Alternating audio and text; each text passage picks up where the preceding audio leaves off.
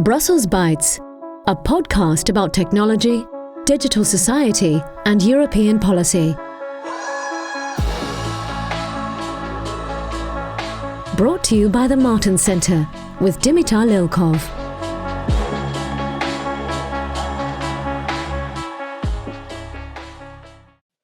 Hi, and welcome back to Brussels Bytes, the podcast on technology and European policy. In today's episode, we'll focus on online disinformation, regulating digital companies, and the threats of election interference online, with a special focus on the upcoming German federal election later this year. We have many exciting points to cover in today's conversation, so let's jump right in. Felix, it's a pleasure to welcome you in our podcast. Thank you so much. The voice you heard just now is the one of Felix Kartte, our today's guest. He is part of Reset, a company which wants to change the way the internet prioritizes the spread of news and information. In Reset, Felix is in charge of shaping and rolling out a grant-making and advocacy strategy for Germany, with a strong focus on helping increase the resilience of Germany's upcoming digital election campaign. Previously, Felix was a policy officer at the European External Action Service, where he helped shape the EU's agenda on online disinfo and countering digital threats. Last time we met in person was while you were working for the European External Action Service, and you were personally involved in coordination among member states before the European Parliament election in 2019. And you were working on bolstering our common defenses against disinfo, so to speak. I'm sure that this was quite a challenging, interesting time. Can you tell us a bit more? Sure. It was a challenging time. You're right there. It was difficult because there was among the member state community and the crowd in Brussels, there was a strong common threat awareness, so to say. European elections, most obviously, by their nature, affect all of Europe. So we had a common vulnerability there, so to say. However, the way that member states from the Baltics and Nordics to Germany or Spain and Malta perceive disinformation and how they approach it is very different, very diverse.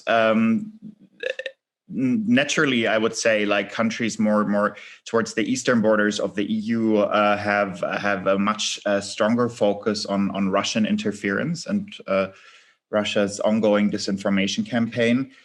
Whereas Germany, for instance, my own country, is also a target, but is just not so aware of this problem. Or some would argue on a more sarcastic note that German policymakers don't want to be aware, that they ignore the issue. So it was a very challenging context to try and facilitate more cooperation among member states, because you also have to keep in mind that the management of elections is fully like a member state prerogative. It's their competence, and all cooperation on these issues is voluntary, so to say. So what we tried back then was to build an information sharing system for member states, the so-called rapid alert system, to help them just detect and share insights on trends, ongoing disinformation campaigns, all of that. It was with mixed results, I would say. There was some level of engagement among those member states who usually are active on these issues, the ones I just mentioned.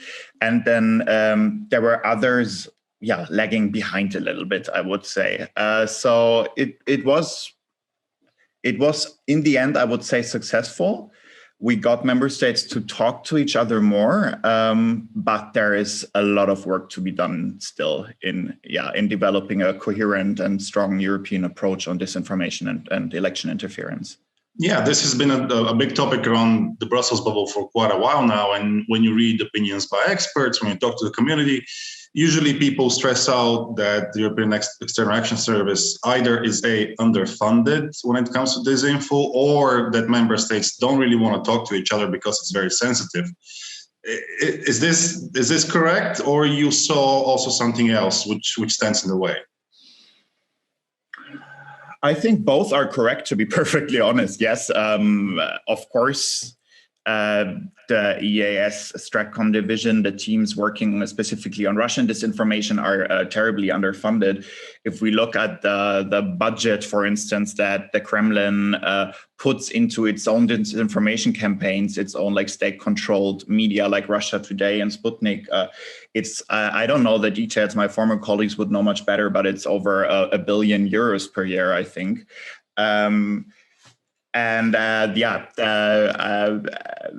The Stratcom division operated, I think, on like €2 to €3 million. Which came after the parliament basically fought for allocating this budget line. So that's a great comparison. 1 billion from the likes of Sputnik and RT compared to our measly budget. Yeah.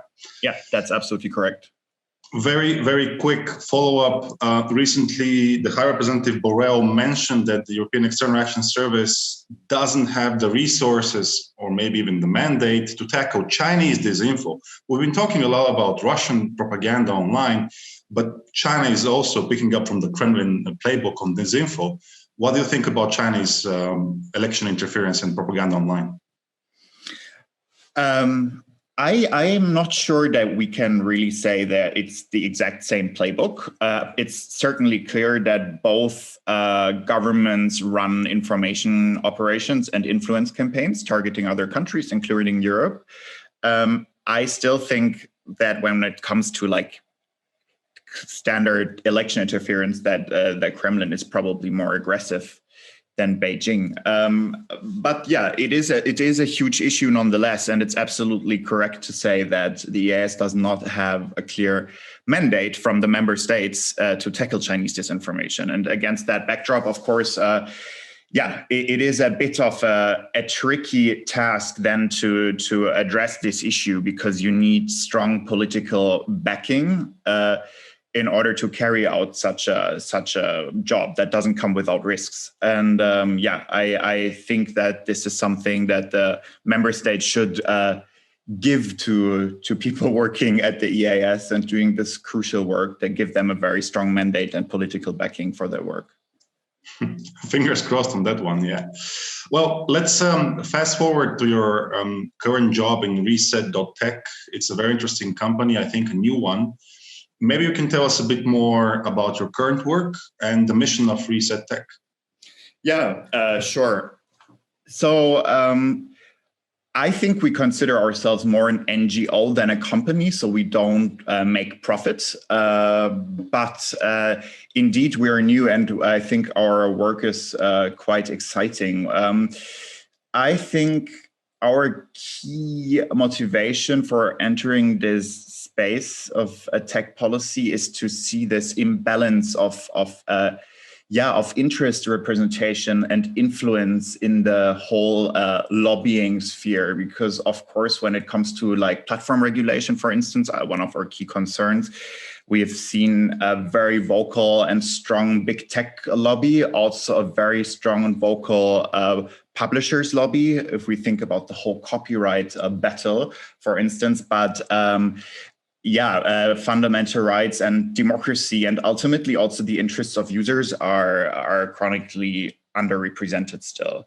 And basically helping strengthen a little bit here and there, federating the civil society fund, funding and connecting amazing researchers, and making sure that their work also is seen and heard and taken into account by policymakers is something that we're doing, and that I think is very gratifying and important.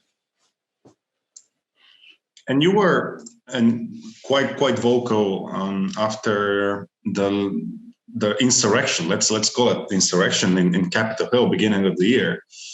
What really happened there? And do you really think that online propaganda was a kicker there, and online hate was a kicker there?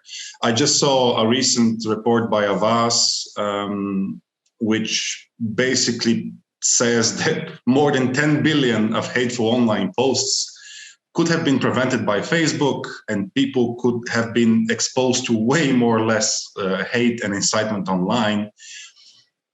Take us through what really happened in January in a few sentences. So I think, yes, indeed, it's difficult to draw like these linear, causal explanations and now blame it all on the platforms. Because I mean, conspiracy thinking has always existed. And I think a lot of sociologists also say that filter bubbles, echo chambers existed before the internet already. But what we see is, I think, firstly, the large scale amplification of that kind of content, because what we saw ahead of the insurrection in the US, for instance, is that Facebook's own recommendation algorithms massively increased the reach of inciting and hateful content that called for violence against like political candidates, against Kamala Harris and others, and they very clearly don't have their recommender systems, their algorithms under control. And they don't want to, because sensationalist and hateful content is what brings them ad revenue. It's what makes people click and gets them hooked on the platform, basically. So there's a perverse incentive, I think, for these companies to actually spread and distribute content that is very clearly against the public interest. And that's what we saw there in DC happening live. Yeah, that's a great argument, by the way. When you say, I've been involved in these debates a lot, people saying, oh, we've had propaganda for such a long time. We had disinfo in ancient Rome. People were printing like fake, pamphlets and even fake information, you name it. But the thing is that right now, because of targeted algorithms, because of targeted advertisement and all the insights these companies have on people's beliefs, people's political leanings, basically the algorithms know how to engage with people and what makes them tick. So this is why I think for the general public, we should convey the message that we are in a new situation. We are, the goalposts have been moved, right? I completely agree, and I find this trend scary. This increasing fragmentation of and commercialization of public sphere, and what I often realize is that I think I am caught in my own filter bubble already without even realizing, and it makes it so difficult to have constructive. Dialogue across communities and to basically engage for a common cause. Because we don't have a common reception of reality anymore. Yeah, I mean, upon that, I really find it almost agonizing that in 2021, we continue to have the same conversation as if it's 2016, right? Remember the never again moment after Cambridge Analytica and all the related revelations about social media companies, filter bubbles. But it seems as if we're stuck in Groundhog Day when it comes to improving the responsibility of digital companies or making sure that their business model doesn't monetize from hate and disinfo. So I hope that 5 years later, policymakers on both sides of the Atlantic realize that self-regulation doesn't really deliver when we talk about digital companies. Let's maybe move the conversation a bit more to European policy and actual legislation. Bearing in mind all of the things we just said and mentioned, are you optimistic that the EU's new efforts when it comes to the Digital Services Act or the Action Plan for Democracy, are they going to bear fruit?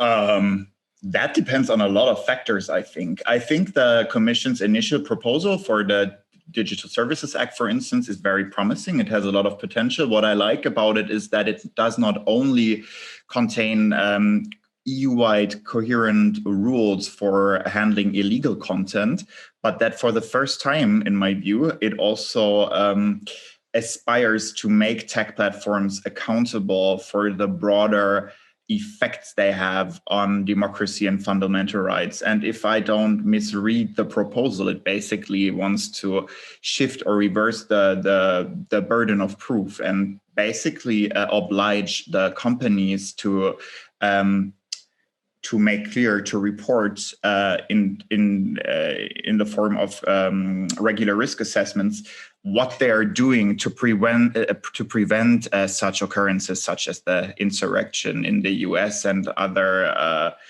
manipulative techniques and campaigns that risk jeopardizing people's fundamental right and specifically their rights to hold free and fair elections. And it depends on a lot of variables, but I think the potential is there. It's very important now to keep raising awareness among member states as well, that the DSA should not only be about illegal content, but also needs to address fundamental rights and transparency for users more than anything else.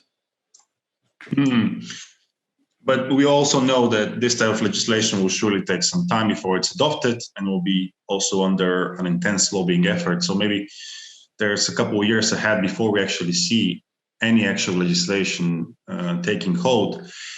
If you were to pick, let's say, 2 or 3 most important steps or reforms, if you have a personal wish list when it comes to what needs to be done, what would you say? Number a couple of measures which need to be implemented right now. So I totally agree with you. It will take time, and there's still a lot of wiggle room for the tech lobby to water down the proposals, unfortunately. However, Executive Vice President Vestager and I think also the French upcoming French presidency said that they want to see adoption in spring of 2022. So that may be a little bit ambitious, but it would be a great timeline in my view. I would be very happy if that were to become reality.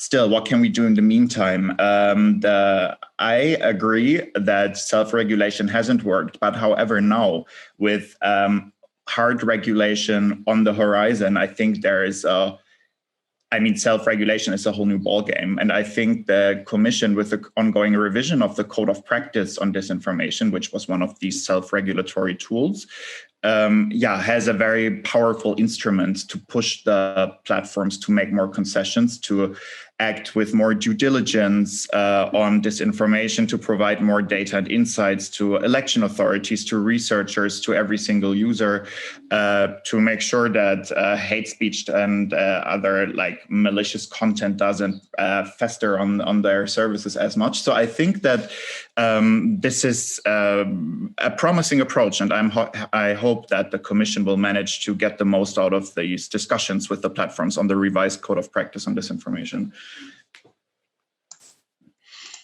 And all of these debates on regulating digital companies, they inevitably lead to confrontation about free speech.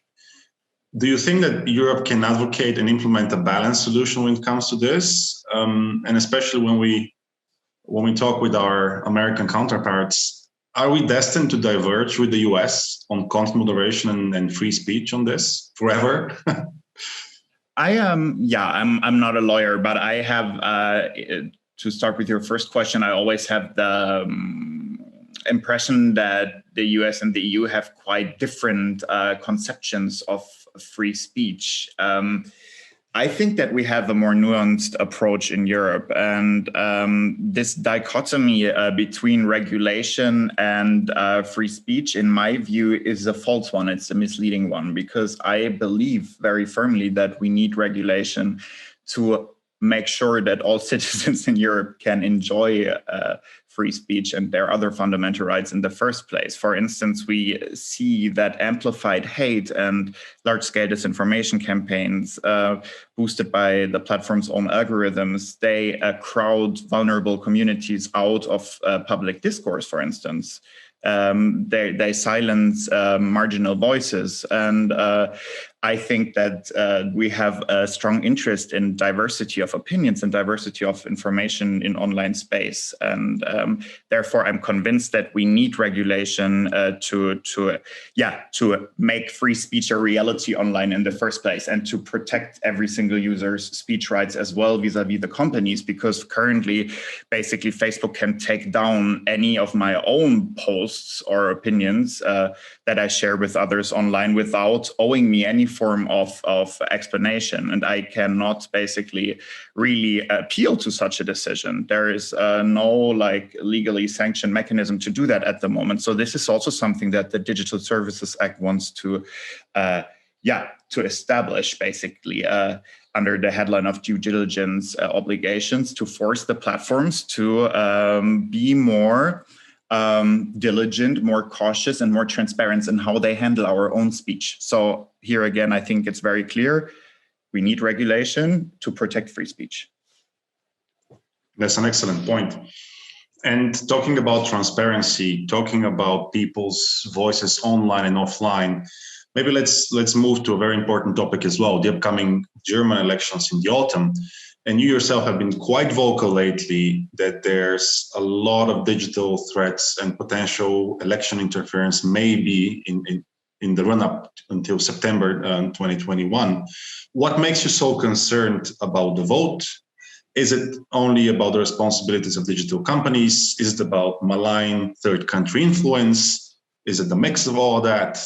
Why are you anxious? Why am I anxious? That's a bigger question, Dimitar. I think we need a few more podcasts for that one.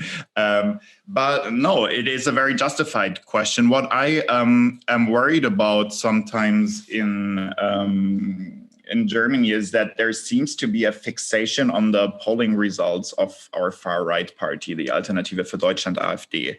And I really think that it's important that we manage to level them in a way and their results, but this is not the only indicator for the health of democracy, and it's not the only place we should be looking.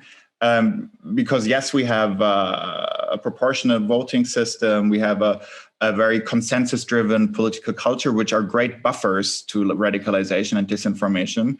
But still, I mean, there are other factors we have to look at. An amazing German think tank called Stiftung Neue Verantwortung, they published a study earlier this week, a very comprehensive representative study, which showed that up to 50% of Germans are partly or fully convinced that the media and the politicians lie to them systematically and intentionally.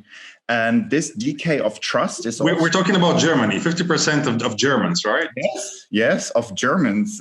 Can you believe it? And this decay of trust is, I think, very, very dangerous for democracy, probably more dangerous than like 2% more or less of AfD results in the polls. And it's not something we're like systematically gauging and thinking about. And it is a direct consequence, I think, of completely detached filter bubble realities that are driven by and nourished by amplified disinformation. So, but your question was broader. No, let's focus on the elections, because this is a great point. How all of these processes, how can they actually jeopardize the election? Okay, one point is people mistrusting media. How can this actually be a bad thing for the September election? So the thing is that I don't only personally care so much, again, about the election results. I also care very much about the process. And people have a right, for instance, that's also in the German constitution, but also in international law, to take a decision and to vote free from manipulation and undue interference.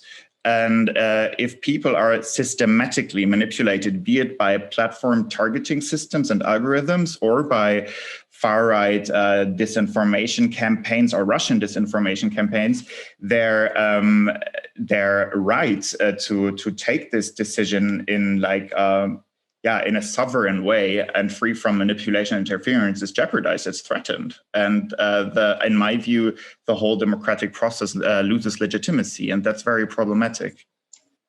Yeah, and maybe adding my own point, which I've been struggling with for a long time now, is that when it comes to digital advertisement in elections, let's say every European member state has a very, very strict written rule book when it comes to advertisement, right of response, labeling ads or political statements as such during a campaign. But in many European member states, when we talk about digital ads on Facebook, even YouTube videos, it's complete chaos. There is no accountability. You don't really know who, where, what, when spend the money on this. And it's as if that we're still living in the 20th century when political advertisement is only on, radio and TV ads. Yeah, that is completely right. I totally agree. And I think we have to, it's even worse. It's not just about what Facebook likes to call political ads, because basically all content on the platforms is distributed by the same commercial logic and distributed by the same optimization algorithms that nobody has any insight to, and that are definitely not coded in line with public values, but only with maximization of clicks and advertising revenue. So indeed, I think this is a commercialization of the information ecosystem, which is critical for elections and for democratic will formation overall. And I don't think there's like a silver bullet or an easy solution, but there needs to be more transparency and there needs to be systematic scrutiny of how these of how this technology works and how it impacts our democracy.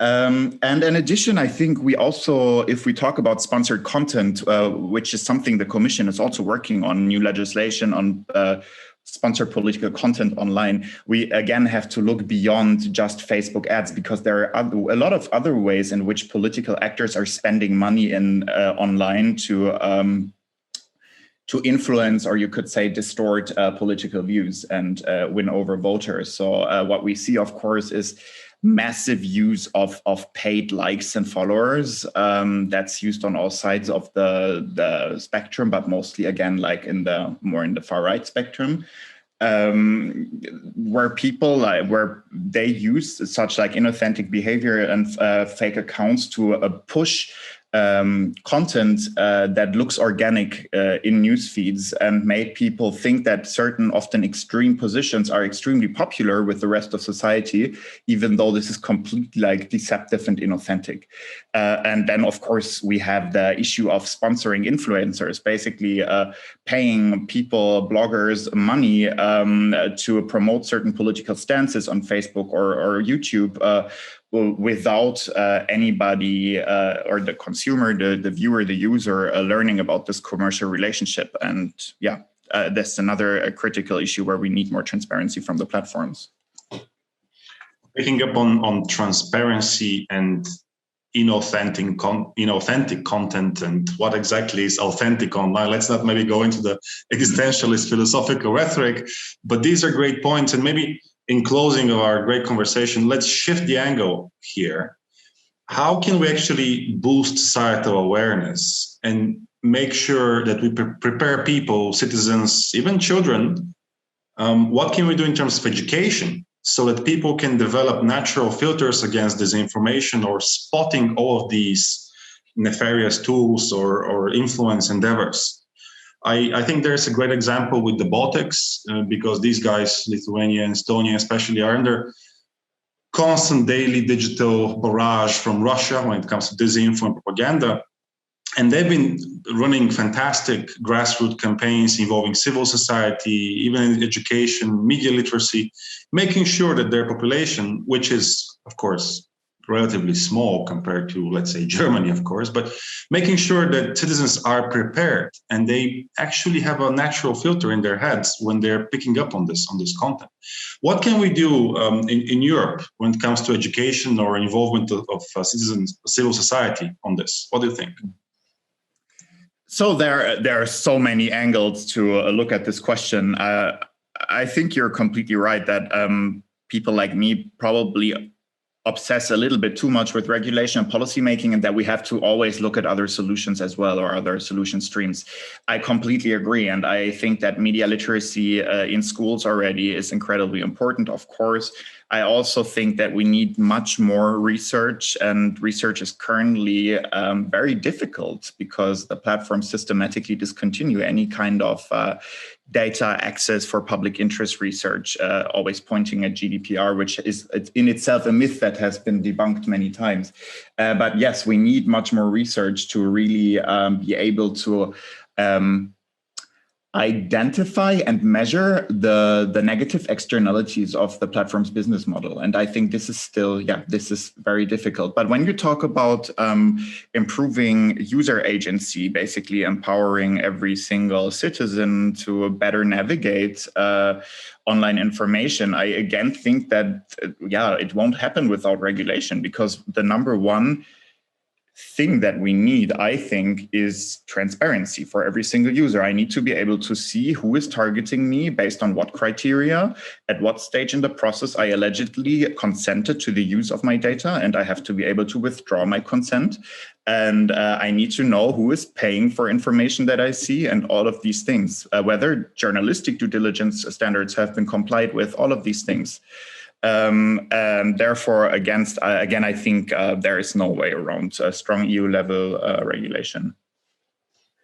There's no way around strong EU regulation. Felix Kartte, thank you so much for joining us, and best of luck in your endeavors on these amazingly complex but very, very important topics. Thank you. Dear listeners, thanks for being with Brussels Bytes and the Martin Center.